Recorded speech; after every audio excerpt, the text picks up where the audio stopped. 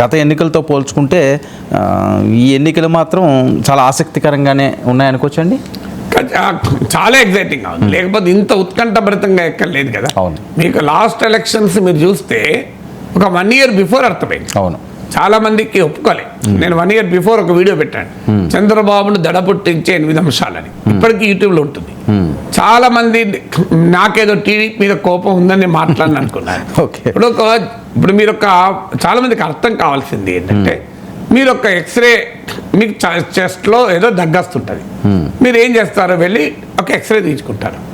ఆ ఎక్స్రే తీసిన వాడు, అయ్యా మీ లంగ్స్లో వాటర్ వచ్చింది, మీరు అనీమియా సార్ న్యూమోనియా ఉండొచ్చు అని ఒక రిపోర్ట్ ఎక్స్రే మిషన్ ఇస్తుంది. మీరు ఏం చేయాలి, డాక్టర్ దగ్గరికి వెళ్ళి, సార్ నాకు ఇంకో లంగ్స్లో వాటర్ వచ్చిందని ఎక్స్రే రిపోర్ట్ చూపెడుతుంది, దీనికి ఒక యాంటీబయాటిక్ ఇవ్వండి. డాక్టర్ ఏదో ఆయన మీరు చెప్పాల్సిన అవసరం లేదు, డాక్టర్ ఇస్తాడు. కానీ నా లంగ్స్లో వాటర్ ఉందని చూపెడతావురా నువ్వు అని చెప్పి ఆ ఎక్స్రే తీసుకొని కొట్టినావు అనుకో, లేదా ఎక్స్రే మిషన్ పగలగొట్టినావు అనుకో, నా ఇంత మంచి ఊపిరితిత్తులు, నేను ఉదయాన్నే ప్రాణాయామం చేస్తాను, అలాంటి నా ఊపిరితిత్తుల్లో వాటర్ ఉందంటావు అని చెప్పి ఆ మిషన్ పగలగొట్టినావు, ఏమస్తే లాభం. ఇప్పుడు రాజకీయ పార్టీలు ఎట్లుందంటే, నాగేశ్వర్ అనేవాడు ఆ ఎక్స్రే మిషన్ లాంటి వాడు, నాగేశ్వర్ అనేవాడు ఒక రేడియాలజిస్టు. ఆ మిషన్లో ఏముంటే ఆ రిపోర్ట్ రాసిస్తాను. నేను ఒక ఎక్స్రే మిషన్ పెడతా, పెట్టింగో లంగ్స్లో కొద్దిగా వాటర్ ఉంది అని చెప్పి రాసిస్తాను. మీరు ఏం చేయాలి, డాక్టర్ దగ్గర పోయి ట్రీట్మెంట్ తీసుకోవాలి. కానీ నాకు ఎన్నడూ లేని వాటర్ నువ్వు ఇప్పుడు ఉందంటావా, నువ్వు నా మీద కోపంతో అంటాను, నీకు నా మీద పగ ఉంది అని చెప్పి ఆ రేడియాలజిస్ట్ను కొట్టి ఎక్స్రే మిషన్ పగలగొడితే ఏమొస్తుంది. ఇప్పుడు రాజకీయ పార్టీల పరిస్థితి అట్లుంది. మనం ఏదైనా అభిప్రాయం, నేను తెలంగాణ ఎన్నికలప్పుడు చెప్తే కాంగ్రెస్ గెలిస్తే వాతావరణం ఉంది అనే, గెలుస్తున్నా కూడా నేను ఎక్కడ చెప్పలే, ఎందుకంటే నాది ఎప్పుడు ఎన్నికల ముందు చెప్పను.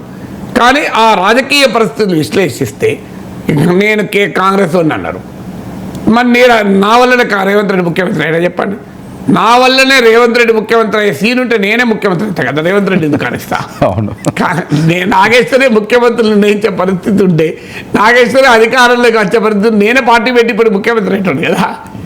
ఇప్పుడు నేను 2019 ఎలక్షన్ల ముందు కూడా ఇలాగే వీడియో పెడితే టీడీపీ వాళ్ళంతా నువ్వు జగన్కి అనుకూలంగా మాట్లాడు, నేనెందుకు అనుకూలంగా మాట్లాడుతున్నానే, ఉన్న పరిస్థితి చెప్పినా.